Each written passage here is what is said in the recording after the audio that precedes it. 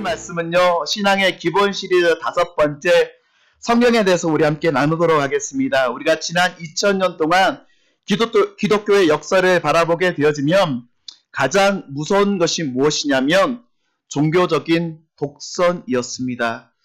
지난 2000년 동안의 기독교의 역사 가운데 종교적인 독선, 자기의 주관적인 경험을 객관하여서 다른 사람에게 주입하거나 자기가 경험했던 것들을 가지고 다른 사람을 정죄하고 핍박했던 일들이 기독교 역사 가운데 무수하게 드러난 사실들을 여러분 잘 알고 계실 것입니다.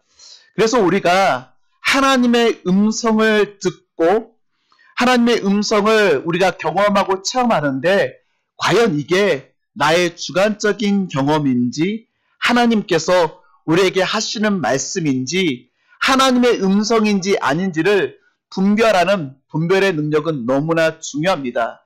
자, 그렇다면 하나님의 음성인지 아닌지를 어떻게 구별할 수 있을까요?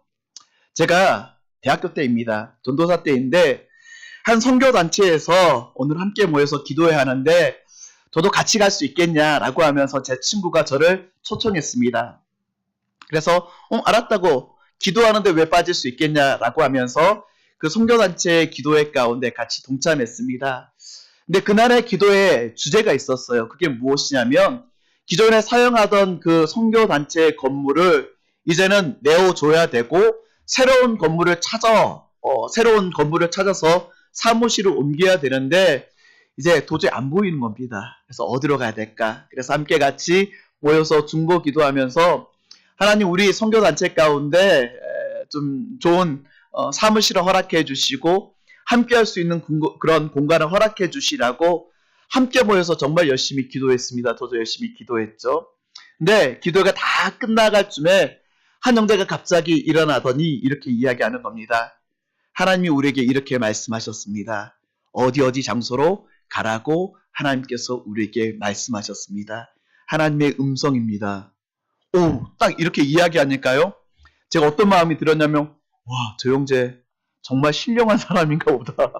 하나님의 음성을 직통으로 받는다니, 하나님의 말씀하신 것을 듣는다니, 와, 정말 저 형제 신실하고 거룩하고 하나님이 정말 사랑하시는 형제인가 보다라고 하면서 그 기도회를 마치고 집에 돌아갔습니다. 몇 달이 지났나요? 근데 이상하게도 그 선교단체에서 건물을 구했다라는, 사무실을 구했다라는 소식이 들리지 않는 겁니다. 그리고 몇 달이 지나가지고 그 형제가 이야기했던 하나님의 음성입니다라고 이야기했던 그 장소가 아니라 다른 곳에 사무실을 얻었다라는 이야기를 들었습니다. 제 마음 가운데 이런 생각이 드는 거예요. 하나님의 음성이라면서 하나님이 말씀하셨다라고 하면서 하나님께서 그 형제를 통하여서 말씀하셨다라면서 다른 건물 하나님의 음성이 달라질 수도 있나라는 생각이 제 마음 가운데 들었습니다.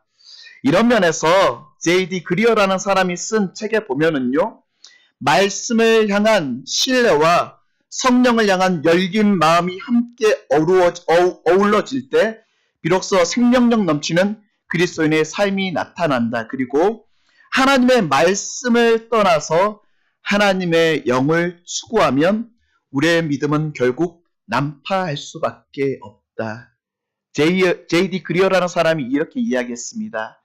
하나님의 말씀의 기초에서 하나님의 영을 추구하는 것은 아무 문제가 없지만 하나님의 말씀을 떠나서 자기의 마음대로, 자기의 감정대로, 자기의 느껴지는 대로 일하기 시작하면 우리의 믿음은 결국 무너질 수밖에 없다.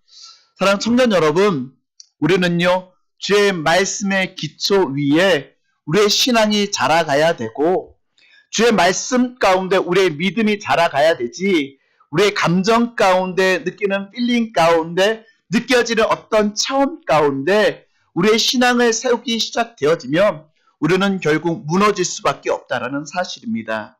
오늘 우리가 함께 읽었던 디모데 후서에 있는 말씀은 사도 바울이 13권의 성경을 기록하는데 그의 인생의 말년, 그러니까 로마의 감옥에 갇혀 있는 그때에 자기의 사랑하는 믿음의 동역자인 디모데에게 편지를 보내고 있는 편지의 서식입니다. 사랑하는 믿음의 아들에게, 사랑하는 믿음의 제자에게, 사랑하는 믿음의 동역자에게 너는 이렇게 목회를 하고 너는 이렇게 사역을 하라.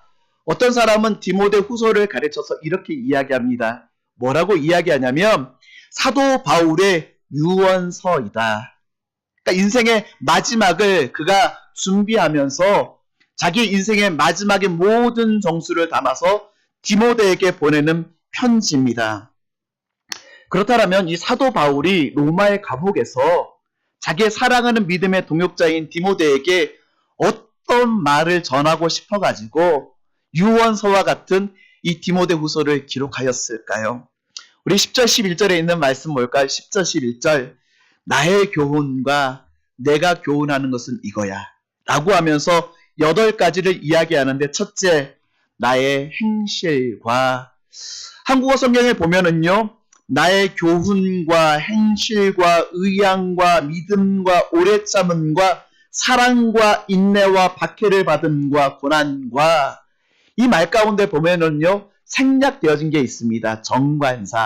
정관사가 생략되어져 있는데 이 말은 무슨 말이냐면 나의 고난이요 나의 행실이요 나의 의향이요 나의 믿음이요 이 얘기입니다. 디모데야 너 잘 알고 있지. 내가 주를 향한 믿음이 얼마나 뜨거웠는지 그리고 내가 주를 향한 나의 의향 하나님을 향한 그 뜻들이 얼마나 경건하고 거룩하고 내 가슴이 불타올랐는지 너 잘 알고 있지. 나의 오래 참음 초대교회 가운데 저 사람 정말 어떻게 하지? 저 사람 변화되어질까? 그런 사람을 바라보면서 오래 참았던 나의 오래 참은 너 알고 있지. 나의 사랑 내가 얼마나 안디옥 교회와 디모데 전후서를 기록되어져 있는 로마 교회와 그리고 초대교회를 내가 얼마나 뜨겁게 사랑했는지 너도 알고 있지. 나의 인내와 내가 받았던 박해들, 내가 받았던 고난들, 특별히 새 지역을 언급하고 있는데 내가 안디옥에서 받았던 이 고난과 이고니온에서 받았던 이 고난과 루스드라에서 받았던 이 고난 너 기억하고 있지. 근데 여기서 언급한 이 세 지역은요 그냥 싫어한다라는 정도가 아니라 목숨을 잃을 정도까지 그가 목숨을 잃는 것까지 갔던 고난과 박해의 일들을 그 11절 하반절에 보면 내가 과연 보고 여기서 내가라는 누구를 이야기하냐면 디모데를 가르칩니다. 디모데 너 보고 알았거니와 이 모든 것 가운데 내가 어떻게 건져내졌는지 나의 모든 사역을 네가 보고 알고 있지. 쉽게 이야기하면 이렇습니다. 너 잘 알고 있지? 내가 이런 어려움 가운데 내가 어떻게 승리했는지, 내가 이 어려움 가운데 내가 어떻게 이겨내었는지, 내가 이 어려움 가운데 내가 어떻게 극복하였고 무엇을 믿고 승리했는지 너 잘 알고 있지? 사랑 청년 여러분, 저는요 이 땅을 살아가는 여러분들이 세상 가운데 무릎 꿇는 여러분들이 아니라 승리하는 여러분 되었으면 좋겠습니다. 그런데 사도 바울이 내가 이렇게 승리할 수 있는 이유가 무엇인지 아니? 그 이유에 나타나고 있어요. 내가 하나님의 주시는 그 말씀으로 말미암아 승리했고 내가 말씀에 의지하여서 이겨내었고 그 말씀에 의지하여서 내가 이 자리 가운데 있는 거야 라고 하면서 자기가 경험을 이야기하고 싶은 것이 아니라 하나님이 주시는 그 말씀 때문에 이기고 승리하였다라는 것을 이 디모데에게 말씀하고 있는 것입니다. 사랑하는 청년 여러분, 말씀을 의지하는 것은 정말 중요합니다. 우리가 예수를 믿을 때 느낌으로 예수를 믿는 사람이 정말 많이 있어요. 신앙은 느낌이 아닙니다. 신앙은요, 어떤 느껴지는 체험이 아닙니다. 하나님을 믿는다라는 것은 사실이요, 팩트입니다. 히브리서 11장 1절에 있는 말씀을 보면 믿음은 말하는 것들의 실상이요, 보이지 않는 것의 증거이니 믿음이라는 것은 보이는 것들의 실상이 무엇입니까? 내 눈에 보여지는 것. 보이지 않는 것들 가운데 증거이니 예수를 믿는 것이 무엇이라고요? 실제고 사실이고 팩트라는 것입니다. 제가 가끔 가다가 그냥 제가 좀 짓궂어요. 짓궂어가지고 성경을 잘 들었는지 말씀을 잘 들었는지 그리고 성경 공부를 하고 나면 제가 물어봅니다. 구원이 무엇입니까? 신앙이 무엇입니까? 믿음이 무엇입니까? 예배가 무엇입니까? 그리스도 안에서 승리하는 게 무엇입니까? 다시 한번 질문해 볼까요? 여러분 믿음이 무엇입니까? 구원이 무엇입니까? 신앙이 무엇입니까? 예배가 무엇입니까? 뭔지는 그 개념이 딱 잡히는 것 같은데 딱 막상 이야기해 보라면 뭐라고 이야기해야 될지 잘 모르는 게 바로 우리의 모습들이죠. 믿음, 구원, 신앙, 예배 얼마나 설교를 통해서 많이 이야기했습니까? 근데 우리는 그 사실들에 대해서 정말 많이 들었음에도 불구하고 무엇이다라고 이야기하는 게 정말 적어요. 그래서 제가 신앙의 기본 시리즈를 하는 것입니다. 우리가 느낌으로 이야기합니다. 아마 이럴 거예요. 구원이란 이런 것 같아요. 믿음이란 이런 것 같아요. 신앙생활이란 이런 것 같아요. 느낌으로 이야기하는데 아니요. 우리가 믿고 고백하는 이 구원과 믿음과 신앙은 느낌으로 이야기하는 것이 아니라 성경, 우리가 매일처럼 가지고 있는 이 성경에 있는 말씀을 근거하여서 확실하게 이야기하는 게 믿음이요 신앙이라는 것입니다. 절대 내가 느껴지는 어떤 경험과 체험 때문에 이야기하는 여러분 되지 않았으면 좋겠습니다. 요즘 정말 많은 사람이 성령의 역사, 죄송합니다. 성령의 일들에 대해서 이야기하고 있는 사람들이 정말 많이 있어요. 이 시대는 성령의 시대라고. 근데 저는 그 성령 사역하는 사람들 그렇게 좋아하지 않습니다. 이유가 뭐냐면 성경에 있는 말씀을 근거로 이야기하는 것이 아니라 내가 경험해 보았더니, 내가 체험해 보았더니, 내가 느껴 보았더니, 내가 느껴지는 필링이 그래라고 하면서 사람들에게 이야기하는 게 너무나 많이 있습니다. 다시 한번 말씀드립니다. 성경은요, 사실이고 팩트이며 우리 눈에 보여지는 것이고 허상이 아니라 실상이라 믿을 수 있는 여러분 되시길 주의 이름으로 축원드립니다. 왜 우리가 주의 말씀을 의지하는 게 중요하냐? 우리가 주님 앞에 기도할 때 무엇을 근거로 기도합니까? 하나님의 말씀을 가지고 기도합니다. 제가 저희 아이들에게 가끔가다 약속을 해요. 약속을 많이 하지는 않습니다. 지킬 자신이 없기 때문에. 그런데 저희 아이들에게 아빠가 뭐 사줄게 라고 하면서 약속을 하는데 제가 속으로 아이들이 어리니까 금방 잊어버리겠지 라고 하면서 까맣게 잊어버립니다. 근데 며칠이 지나가지고 저희 아이가 이야기해요. 아빠 왜 안 사줘요? 아빠가 사준다고 하면서 왜 안 사줘요? 기억하니? 제가 사줄 수밖에 없습니다. 왜요? 아빠의 말을 근거로 해서 약속을 요구하기 때문입니다. 저는 우리 기도도 마찬가지라고 생각합니다. 여러분 제발 기도할 때 하나님 이러시겠죠? 라고 하면서 느낌으로 기도하는 여러분이 아니라 하나님 이러시겠죠? 라고 하면서 다른 사람의 신앙의 간증이나 경험을 가지고 이야기하는 여러분들이 아니 기도하는 여러분이 아니라 하나님의 말씀을 붙잡고 기도하십시오. 제가 군대에 있을 때요. 이제 훈련병으로 막 들어갔습니다. 제가 어떤 사람인지 아십니까? 저 대단한 사람이에요. 이렇게 보이지만 제가 군대에 들어가 훈련병으로 딱 들어갔는데 훈련을 감당하는 게 너무너무 힘들었습니다. 너무너무 힘들어가지고 제가 지금도 그렇게 체력적으로 좋게는 안 보이시죠?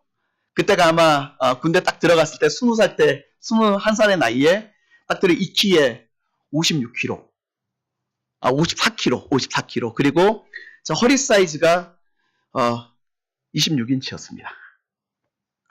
별로 안 눌러요. 별로 그렇게 자 여러분 지금 허리가 사이즈가 어떻게 되지? 자 그렇게 체력이 좋지가 않았어요. 그러면서 훈련을 감당하는데 너무너무 힘든 겁니다. 도저히 감당할 수 없겠더라고요. 그런데 제 머리 가운데 스쳐가는 말씀 한 구절이 있었어요. 어떤 말씀이 고린도서 10장 13절에 있는 말씀, 사람이 감당할 시험 밖에는 너희가 당할 것이 없나니 오직 하나님은 믿으시고 너희가 감당치 못할 시험 당함을 허락하지 아니하시고 시험 당할 쯤에 피할 길을 내사 너희로 능히 감당하게 하시느니라. 제 머리 가운데 막 감당할 수 없는 그 가운데 제 머리에 스쳐가는 그 말씀 한 구절, 제가 6주 동안 훈련을 받으면서요, 제 머리 가운데 끊임없이 계속 고백했던 게, 하나님, 사람이 감당할 시험밖에 허락하지 아니하신다고 하셨잖아요. 좀 내가 감당할 수 있게 해주십시오.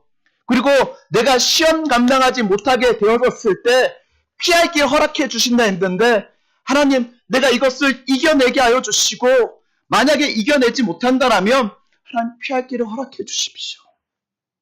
정말 6주 내내 훈련을 받으며 그 기도의 제목들을 가지고 기도를 했습니다. 자, 이제 6주 훈련이 다 끝나고요, 퇴소를 하게 되어지는데 갑자기 저의 이름을 부르더라고요. 김원철 훈련병 나와! 예! 그러면서 막 뛰어나갔죠. 그랬더니 저한테 막 뭐라 하면서, 자, 너가 이제 사단장 표창을 받게 되었다라고 하면서 저에게 이야기, 남의 일이라고 그냥 그래, 네가 받든가 말든가. 제 훈련 받았던 사람이 200명인데 200명 가운데 사단장 표창을 받은 사람은 단 3사람입니다. 그런데 하나에 잘해가지고 사단장 표창을 받는 것이 아니라 사격도 잘해야 되고요, 달리기도 잘해야 되고, 구보도 잘해야 되고요, 시험도 잘 봐야 되고요, 총도 잘 쏴야 되고, 모든 걸 다 잘해야지 종합적으로. 그래요, 제가 그런 사람이에요. 제가 그런 사람이에요. 네, 정말 기도하면서 하나하나 감당하고, 하나님 피할 길을 허락해 주십시오, 시험을 감당하게 해주십시오, 피할 길을 주십시오 라고 기도했더니 하나님께서 저에게 사단장 표창이라는, 그래서 6박 7일 동안 휴가가 나갔다 왔습니다. 근데 여러분, 여기에서 그렇게 말씀을 붙잡고 기도했더니 사단장 표창 받았다, 여기에 포커스를 두는 여러분이 아니라 말씀을 의지하였다. 말씀에 의지하였다. 혹시 이 말씀을 듣고 어떤 사람이 가서 이렇게 할지도 모르겠습니다. 믿은 사람에게는 능치 못할 일이 없다. 그 말씀을 가지고 믿는 자에게 능치 못할 일이 없을 거다라고 하면서 복권 사러 딱 가가지고 믿는 자에게 능치 못할 일이 없을 것이다, 복권 사지 마십시오. 하나님 주지도 않으실 거고요. 여러분, 그리고 나서 그런 사람들이 있습니다. 아니, 하나님 믿는 자에게 능치 못함이 없으시다면서 왜 혼자 북치고 장구치는 사람 있죠. 여기에 내가 얻는 부수적인 것들 때문에 여러분이 포커스를 두지 않았으면 좋겠어요. 내가 말씀을 믿고 의지하는 자에게 어떤 일을 주시는가.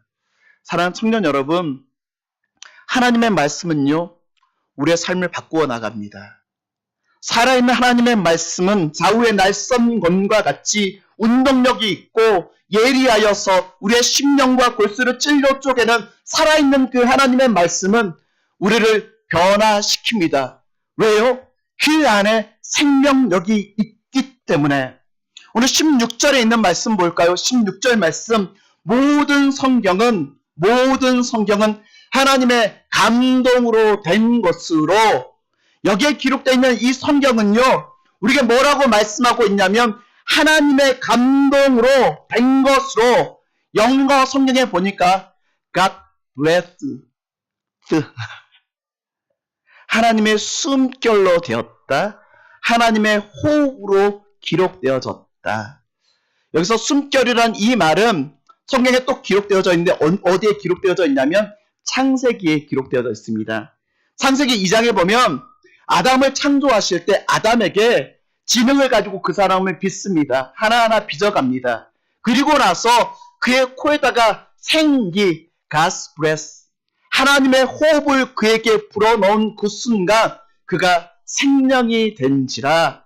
똑같은 단어가 오늘 본문에 기록되어져 있습니다. 하나님의 말씀은 마치 아담, 우리 인간을 창조하였을 때 다른 동물과는 다르게, 다른 짐승들과는 다르게, 다른 육상에 살아가는 것들과는 다르게 우리에게 생기를 불어, 하나님의 breath, 하나님의 호흡을 불어 넣음으로 인하여서 생명이 된 것과 같이 창세기 2장의 말씀을 보면은요, 사람을 만들고 나서 뭐라고 말씀하시냐면 보시기에 심히 좋았더라. 그런데 6일 동안 다른 짐승들과 다른 것을 만드시고 나서 뭐라고 말씀하시냐면 보시기에 좋았더라. 그냥 좋았다라고만 표현하고 있는데 우리를 진흙으로 빚으시고 우리의 코에 하나님의 호흡을 후 불어넣으시고 나서 완성된 후에 뭐라고 말씀하시냐면 보시기에 심히 좋았더라. 하나님의 보시기에 완벽하였고 하나님의 보시기에 온전하였다. 모든 성경은 하나님의 호흡으로 하나님의 숨결로 된 것으로 우리 16절 하반절 볼까요? 교훈과 책망과 바르게 함과 의로 교육하기 유익하니 이는 하나님의 사람으로 온전하게 하려 하심이라. 하나님의 말씀 가운데 의지하는 자에게 마치 창세기 2장에 기록되는 것과 같이 인간에게 호흡을 불어넣으시고 생기를 불어넣으시고 보시기에 심히 좋았다. 하나님의 보시기에 완벽하였고 온전하였다라고 말씀하시는 것과 같이 성경 하나님의 이 글자 기록되어진 이 하나님의 말씀은 17절 사람으로 온전하게 하며 사랑 청년 여러분 하나님의 말씀이 우리를 자유하게 합니다. 하나님의 말씀이 우리를 살아나게 합니다. 하나님의 말씀이 우리를 일어나게 합니다. 오늘 성찬 예배로 나아가죠. 우리가 왜 한 달에 한 번씩 성찬 예배를 드립니까? 우리가 성찬 예식 가운데 나아가는 것은요. 세상 가운데 지지고 볶고하다 보면 예수 그리스도께서 우리를 위해서 돌아가신 그 사실을 까맣게 잊어버리고 세상에 살아가고 있는 우리에게 다시 한번 성찬 예수 그리스도의 떡 몸을 기억하면서 나를 위해서 돌아가셨지. 말씀이 육신이 되신 그 예수님이 나를 위해서 십자가에 돌아가셨지. 예수님께서 십자가 가운데 나를 위해서 피 흘리셨지. 말씀이 육신이 되어주신 그 예수님께서 우리를 위해서 돌아가셨지라고 하며 다시 한번 리마인드하며 다시 한번 주님 앞에 내 자신을 내어놓는 행위와 의식들과 모습들이 바로 성찬식, 세례식이라는 것입니다. 사랑하는 청년 여러분, 정말 여러분도 나이가 먹을 만큼 먹어가지고 세상이 얼마나 힘든지 알고 계실 것입니다. 정말 세상 만만한 곳 아닙니다. 근데 저는 하나님의 말씀에 의지해서 세상 가운데 승리하며 나아가는 여러분 되시길 주의 이름으로 축원드립니다. 내 느낌이 아니라 내 감정이 아니라 내가 느꼈던 일들과 다른 사람이 체험했던 그 사건들을 가지고 내가 세상을 향한 승리하며 나아가는 것이 아니라 바로 하나님의 말씀을 붙잡고 승리하는 여러분. 네덜란드 격언에 이런 것이 있습니다. 바이킹은 북풍에 시달릴 때 큰 배를 만든다. 바이킹은 북풍이 불어오면 불어올수록 큰 배를 만들어 큰 대양 가운데 나아간다. 사랑하는 청년 여러분, 여러분의 삶 가운데 큰 바람이 불어옵니까? 오늘 말씀을 보더라도 사도 바울에게 그렇게 늘 기쁜 일들만 있었던 게 아니었습니다. 12절 무릇 그리스도 예수 안에서 경건하게 살고자 하는 자는 박해를 받으리라. 당연하게 있대요. 악한 사람들과 속이는 자들을 더욱 악하여져서 속이기도 하고 속기도 하나니 바울에게도요 예수 그리스도를 믿고 따라가는 그 삶이 쉽지 않았다라고 고백하고 있습니다. 저는 여러분들이 세상 가운데 살아갈 때 세상의 풍파와 세상의 어려움들 때문에 무릎 꿇는 것이 아니라 바이킹족들이 큰 바람이 불어오면 불어올수록 큰 배를 만들어서 대양을 향하여 달려나아가는 것과 같이 여러분의 인생 가운데 북풍이 불어오면 불어올수록 하나님의 말씀을 의지하여 세상을 향하여 담대히 나아가는 여러분 되셨으면 좋겠습니다. 존 버년, 철로 역정이란 이 희대의 명작을 기록하였던 존 버년은요, 철로 역정을 어디서 기록하였냐? 편안한 삶 가운데 기록한 것이 아니라 차디찬 감옥 가운데 하나님의 말씀을 의지하며 철로 역정을 기록합니다.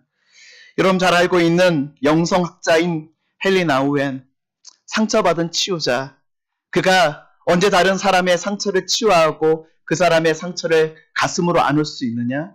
하나님의 말씀을 의지하여 그 상처를 함께 나눌 때 상처를 치유하는 상처 입은 치유자. 사랑하는 청년 여러분, 저는 여러분들께서 하나님의 말씀, 하나님 이렇게 약속하지 않으셨어요. 하나님 이렇게 나에게 말씀하지 않으셨어요. 하나님 나에게 이렇게 기록해 주지 않으셨어요. 라고 하며 기도할 때마다 하나님의 말씀을 의지하며 나아가는 여러분 되시길 주의 이름으로 축원드립니다. 이 시간 우리 성찬 예식으로 나아가겠는데요. 말씀이 육신이 되신 그 주님께서 우리에게 임하여 주시었고 인카네이션 임하여 주시고 우리와 함께하여 주신 그 주님을 기억하고 기념하며 나아가는 예식이 바로 성찬식입니다. 단 한 번도 그저 똑같은 마음으로 나와서 드려지는 것들이 아니라 우리의 마음을 드리고 우리의 심령을 드리고 주님 앞에 나아가는 그런 성찬 예식이 되었으면 좋겠습니다. 우리 마지막 은나 찬양 주 사랑하는 마음 드리네 우리의 마음을 드리며 우리 성찬 예식으로 나아갈까요?